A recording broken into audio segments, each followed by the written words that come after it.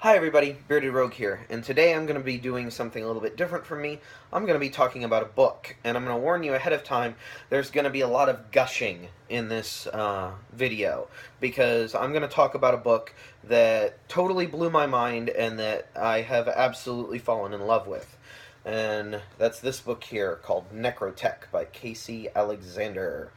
I picked this up on a whim. I haven't been reading a lot lately. Most of my free time has been spent pursuing my own creative interests, game design, researching game design, and that sort of thing. So, picking up a book is not very characteristic of me these days. Picking up a book and reading it in less than 24 hours and not wanting to set it down for anything is very uncharacteristic. This book grabbed me with Rico's giant metal hand and didn't let me go until I was done with it. So it's a cyberpunk novel, ostensibly. It leans much more heavily towards the punk than the cyber aspect of it. It exists in a dystopian future. Everything's kind of gone south for humanity, as it were. The haves have more, the have-nots have less. The world is kind of in ruin. There are some areas where humanity can exist, other areas where it's just so horrible that humanity cannot exist. Nanotech exists as a thing. Everybody has nanites inside of them.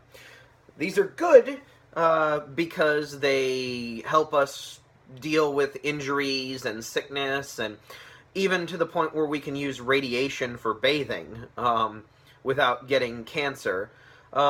And bad because you all have them. Everybody has them. You're basically born with them. They're in everything. And this leads to all sorts of interesting issues. The biggest one being the Necrotech problem that we can discuss a little bit later on. Our hero is a tough-as-nails, flawed, amazing character by the name of Rico. She is what's called a sinless. Everybody has an identification number, unless they specifically burn it out, at which point they become a sinless. They're off the record, off the database, completely illegal. She's one of those, and a lot of them end up being ostensibly runners, like in Shadowrun, mercenaries, hackers, criminals, thugs. It kind of runs the gamut, what Sinless do. Regardless, they're not corporate entities anymore. This is a very corporate future. Corporations basically own everything.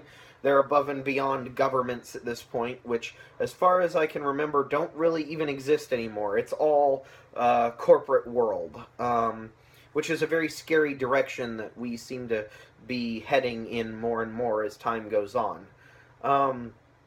It's not a very happy future. It's very much the gritty dystopian cyberpunk type world that one would expect.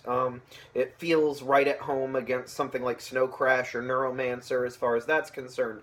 But it's updated for the modern era.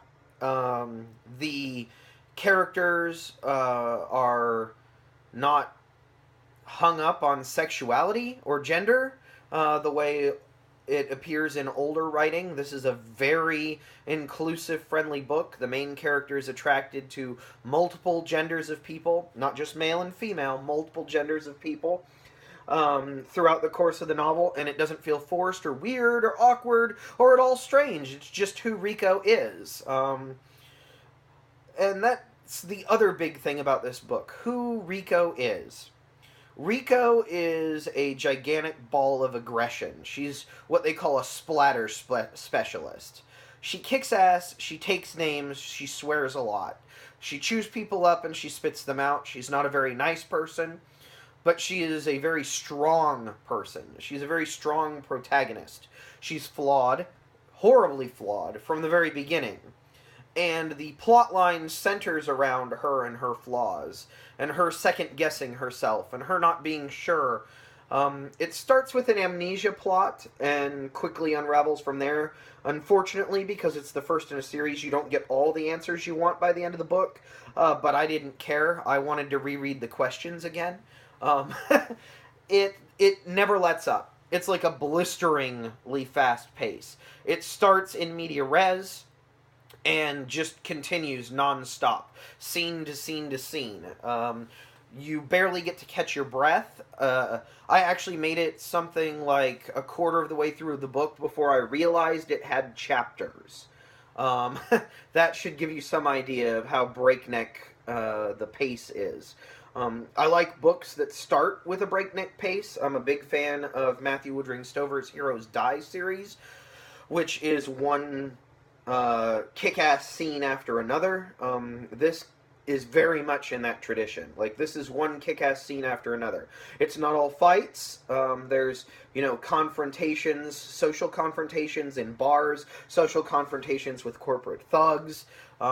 There's all sorts of this type of skullduggery and stealth and thievery and things like that you would expect in a cyberpunk novel.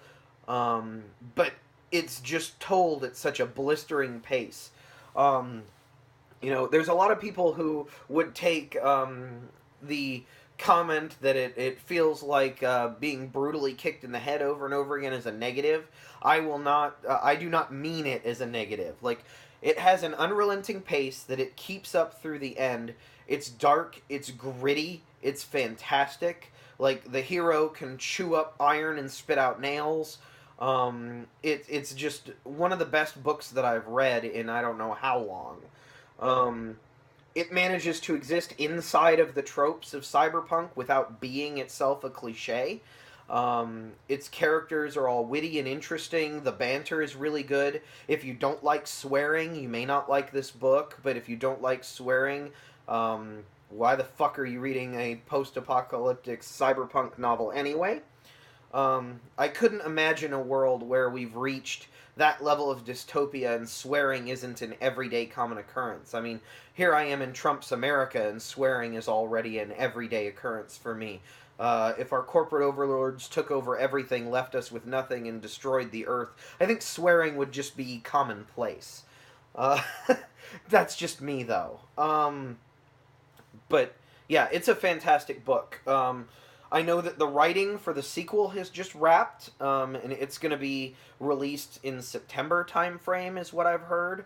But I plan on rereading this at least once between now and then, because the characters are just so interesting. They interact like normal people. Like, there's awkwardness, there's second guessing yourself, there's moments where characters make the wrong decision, but it's totally the right decision for them in that situation.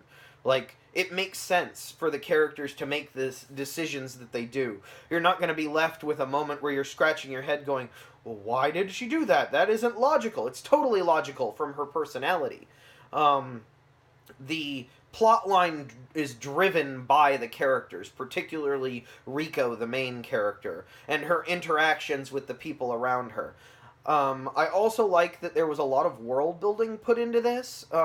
Not as much in the context of here is this gigantic world and the storyline of how it all came to be, but more in the characters. There was a lot of thought put into the various characters that populate the world. And you slowly meet more of them over time. They don't, like, hit you with the fire hose of, this is everybody you need to know, like it's some Russian novel. They're introduced to the plot as it makes sense, but they all have a history with our main character. It's just a history we're not aware of until it's relevant, which keeps a lot of the extra exposition and other nonsense out of the way. It puts it where it matters. So you don't need to know that she happens to know this particular contact from previous dealings until she actually interacts with that previous contact. He's not relevant to the plot prior to then, so why would we want, pages and pages of backstory bringing him up until she actually goes to confront him directly? It's really well done. It's really well handled. It's a really quick read. It's not a short book. It's 414 pages. But if you like a little bit of dirty humor, swearing, you don't mind your characters to have unacted upon sexual urges or desires inside of a storyline, which is something I hadn't seen in a lot of fiction, which was really refreshing here. There are some people, sometimes in real life, you see someone and you may be physically attracted to that person and absolutely hate their guts and everything that they stand for. And that's something that I've never seen characterized in a novel this way. Like, the people in Game of Thrones either find Cersei Lannister to be the most beautiful woman ever or totally repugnant. It isn't until later in the novels that Jaime starts to understand that both of those people exist. In this novel, Rico finds people attractive who she absolutely detests, and she would never act upon those compulsions except in a self-destructive manner. And the plotline doesn't give her the opportunity to. Like I said, it's a breakneck pace. So there's not really an opportunity for side quests and love affairs. But they mention her past escapades without it being a judgment on her or any of the things that she's done in the past. Some of the characters in the story have judgments about her past escapades. But the author is not presenting it in a way that shows that there's any kind of judgment on her part. And that's the other thing. Casey Alexander is a woman in sci-fi, and she writes some of the most amazing prose, particularly the dialogue and the banter back and forth, that I have ever read. And I'm so excited to see a very strong and very female voice in science fiction.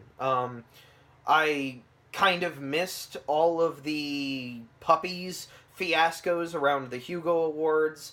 My son was born, and I stopped reading novels pretty much entirely, so the majority of that disappeared. But when I stopped reading sci-fi, there was a very heavy trend to start being more inclusive, not just with the characters in the books, but with the people creating the content. And this novel right here is born of that effort, of being more inclusive and allowing more voices into science fiction and into the hobby. And I'm so glad that we're moving this direction, because Casey Alexander's voice is very, very strong in this novel. I've never read another author who has the same voice, and it's so refreshing to have something like that. That I can just take off the shelf and say, this is an example of a woman writing science fiction who's not just aping the tropes of the past, who's adding to it, who's expounding upon it, and who's giving her own personal slant on things. And that's yet another reason to love the book. The story itself is great. The plot is very interesting. The characters are amazing. The writing is fantastic. And what it represents is even more so. So, as I said, this was going to be a little bit gushy, but that's because I haven't read a novel to completion, I think, since my son was born 4 years ago, and I read this in 24 hours. It grabbed me that hard, and it didn't let go, and I'm so thankful that it exists. And with that, I'm going to leave you guys. Casey Alexander, Necrotech. If you at all like science fiction, or want to support women in sci-fi, or just in general want a badass story with a badass hero who crushes skulls, takes names, and kicks some ass, I highly recommend this book. And that's going to be it for today, guys. Bearded Rogue, signing out.